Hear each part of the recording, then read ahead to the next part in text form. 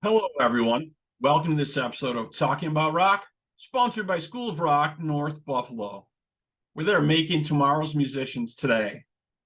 Also, our shows are available on all the streaming platforms, Spotify, iTunes, iHeart, Amazon, and many others, wherever you get your podcasts.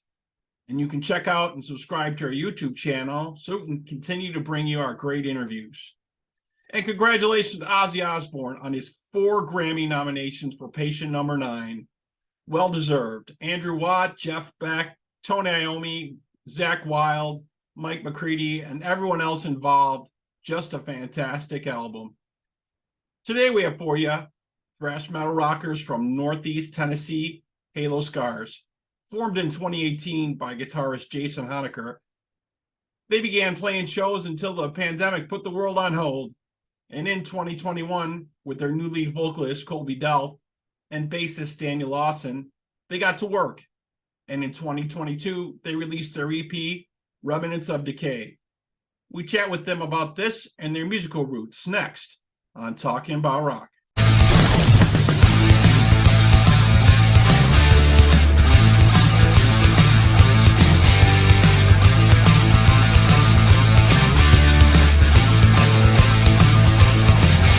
All right. We have with us Jason, Colby, and Daniel from Halo Scars. Hey, welcome to the shows, guys. How's it going? Hey, it's going good. How are you? Man. Hey, good. Glad to have you guys with us. You know, we got 3 on today. That's great.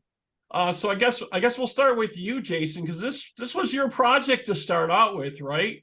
Yes. And I was reading that you guys describe your music as in your face metal. Tell us a little bit about that, a little bit about putting this together. I gotcha. It started in around 2018. The previous bass player and I were in a separate band. Things just weren't meshing very well, so I just started writing different material. And I looked at him. I was like, "Hey, you want to come in with me on this?" So we started this project, and I had about 6 tracks already written before I brought the previous bass player into it. And I wanted it to just kind of be no real limits, just whatever we felt at the time. I mean, if it was death metal, we wrote death metal riffs. If it was gent, if it was thrash, just whatever we felt. And that's kind of the same. So the songwriting process didn't start as like thrash heavy. It was kind of, you guys were kind of just going through some different styles at first. Is that what I'm hearing? We kind of just wanted to write whatever we felt was good, because each of us had, coming from backgrounds of like Cannibal Corpse, Nile, Byzantine, Killswitch Engage. We had so many different styles of metal that we listened to. We said, why just stay in one little space? And then you got Daniel joined as your bass player for the band, right? He replaced your previous bass player. So tell us how it was, Daniel, joining the band as on bass, and maybe tell us some who your influences are for you. I grew up listening to a lot of Linkin Park, 3 Days Grace. That's what was big when I was growing up, and that's kind of what got me into music. And then eventually I got into bands like, of Mice and Men, that hardcore kind of stuff. And then eventually I started listening to a little bit heavier stuff like Dolly and Murder, stuff like that. Who would you say like really influences your sound? Do you have a couple people that you say really influences what you do? I mean, in my mind, of Mice and Men is a band I really like. I really like their sound. As far as their music goes, it's something that I think inspires me. Excellent. Okay, so Colby, so let's go to you. So since you joined the band, what do you feel describes the band's like live experience best? Because the music is described as in your face metal. Is that the same feel for the live experience? Would you say, being the singer? Oh yes. One thing about us, and I've said this, I've always been more of the musician than was the vocalist. The vocal thing is a brand new thing for me. But ever since I was a kid, going to shows, seeing multiple different genres of bands. Um, One thing that always stood out to me would always be like the intro of the band coming out, and then what they did from there and the build Right, up. right. And Setting the stage, what I've it's seen like. bands that, yeah, setting the stage. And I always said that if I was ever a front man of a band or joined a band or whatever I would do, it doesn't matter if somebody's going to pay $5 to get into a show or, $30 for a ticket or something like that, you know, from small to large, doesn't matter how big or small the crowd is, they're going to get a show as if we were playing an arena. And that's something I stick by. And I try to, well, I shouldn't say but us as a band do every single show. And I mean, it's fun. It's a lot of fun. I know if nobody else is having fun, I'm having fun. I know the other guys are having fun. And Well, I know the like to audiences do a show the way appreciate that I that. like to. Yeah, the audiences appreciate that when you guys bring your A game. I mean, any band, you have to realize that you're putting on a live experience. It's not just they're not just going to hear the music, right? They're going to experience your show exactly how you said. And I know all the audiences Yeah, really appreciate that, and a lot of people really don't think that when they're up there playing their songs a lot of times. But you can and definitely tell for the ones me, that like, do. and for me, like, I like when I go to a show, I like seeing the bands interact. Like, I don't care if they're in perfect pitch, I don't care if they're in perfect time. Like when they're interacting, that's what makes the show better. So, we did a show back in August, and there was these little kids that were there, and it was their first show, and they were having fun. Well, yeah, that was a good crowd that was there, but we had those kids there. It's like, let's make this even better for these kids, and they loved it. And I don't care how much money you can throw at us. I don't care what it is, but that stuff right there is what it's all about. Yeah, the live experience. Yeah, seeing younger people get into that live experience, something we were missing on so many couple years. And I guess Yeah. that's what put this project on hold for you guys, right, Jason? So during the pandemic, you kind of started this, and you were probably kept on writing, I'm assuming, through it, right? And then you kind of had to wait, right? Yes. Like everybody else in every other band, once the pandemic hit, all shows were taken off the calendar. There was hardly no place that would let you in to play whatsoever just because of the restrictions. So that was a kick in the gut. Right. And that's the whole reason we started this podcast here, talking about rock, just to let every people know about the different bands, the different venues that are around, and to go out and support these folks, especially, everything was closed down. Nobody had gigs, right? I mean, it was just terrible for a while. It was. There was just a very few shows of just a few venues that we would still go out and play at. And we were one of the few bands during that time period that was still yet kind of picking up and going where we could. So the shows were a little bit different because there were so few people in the venues. Most of it was digital at that time. Right. A lot of people were doing that. Yeah. Yeah. So it kind of really did change how we played. Colby, for example, was talking about being in your face and things. It's one thing that I kind of related back to is one of the best frontmen we ever had or one of the best frontmen there were, David Lee Roth. He was a showman. That's extreme showman, yes. And he would do anything to just get the crowd into it. I mean, in very little things he would have to do would just get the crowd just whipped up. Right. And that's one of the cool things about Colby is that when he hits the stage, he may be on the stage just for a few minutes, and then I look down, I'm playing guitar, I look back up, he's missing off the stage, and he's in the crowd somewhere. So it's thriving off that energy, giving off that energy, and feeding back from the crowd. That's what it's all about. Definitely, that's what definitely the live experience is why it's unmatched. So I wanted to talk a little bit about the EP, and we want to check out a track from it in a minute. Tell us about the track for Lord of Hate. How did that come about? Lord of Hate was written during the pandemic. Everything was taken off the calendar. We were frustrated. I was working a job at the time at a hospital where I would basically work a week and then I was off a week. And so I was just stuck at home during those days because you couldn't go out and do anything. Right, right. I remember those days. Yeah. I was finding all Yeah. kinds of interesting things to keep myself occupied. Yes. So I would just sit for like hours at a time, just listening to all of this different music, and I was writing riff after riff after riff, and it just progressed. It's like one riff, the intro riff is what I started out with, and again, I'm a huge fan of Byzantine as Lamb of God, and it just had that style feel. It just had that kind of that bite. Yeah, And, definitely does. Yeah, so many artists have said that. I mean, there was good and bad about the pandemic. Some folks, it really gave them time to be creative. You know, other folks were like, I got projects ready to come out. When can we release this stuff? And then, you know, the floodgates opened, and you know, everybody's touring and all kinds of albums coming out like crazy. So good and bad, you know, knock on wood, we're through that, you know. But I really like the track, so I want to take a quick break here. I want to check out the video for Lord of Hate. We'll be right back here with Halo and Scars on Talking About Rock. So this is the last one.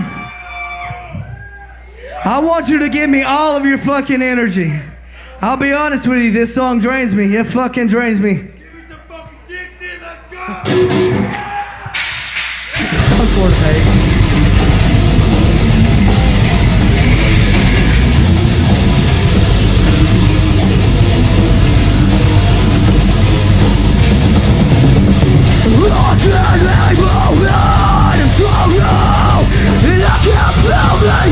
Nothing more but a hollow worthless piece of sin. My whole existence involves you, but you just ruined it. You're nothing more than a narcissistic psychopath. You're walking away. You were my escape. I gave you everything. I never wanted to let you go. You bled me dry. Now I feel it. I've lost my way because of you. I've lost my way because of you.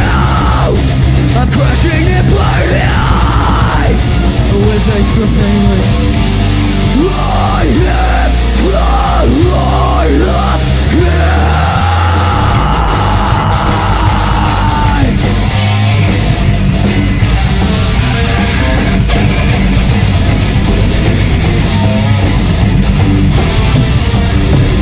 I'm unforgiven, but I am one who destroyed me.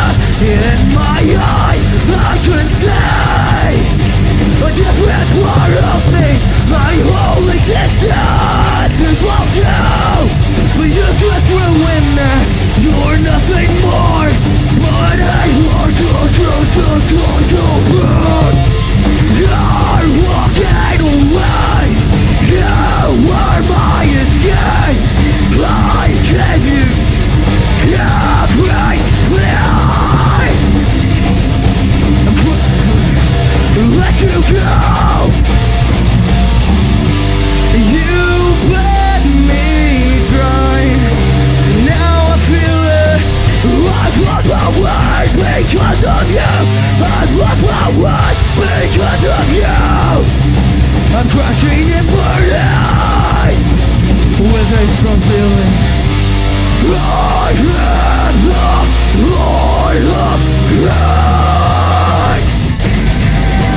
Talk this into your last fucking time. Let's do this shit. Everybody in. Bang your goddamn head.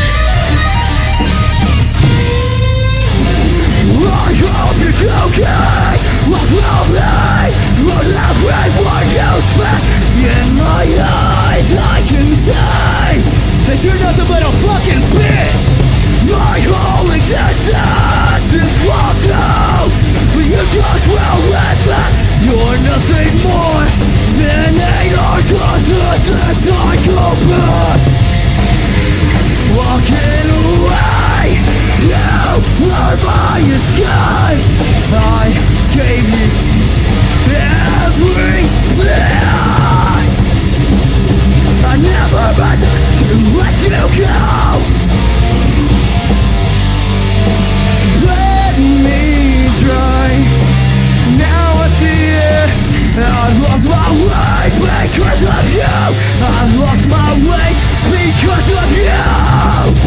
I'm crashing and burning with a strong feeling. I am the Lord of hell.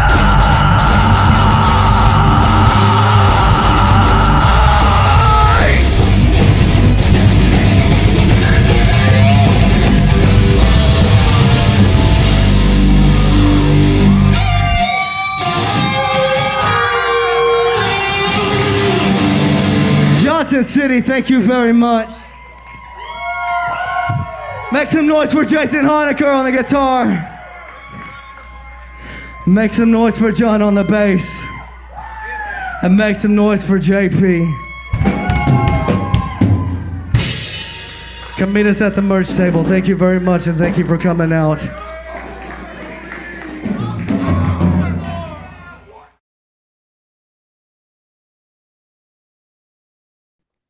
All right, we're back here on Talking About Rock. Just checked out the video for Lord of Fate. Pretty cool stuff, guys. And looks like we have Keg now joining us on the show. Hey, man, how are you? I'm good, man. How are you?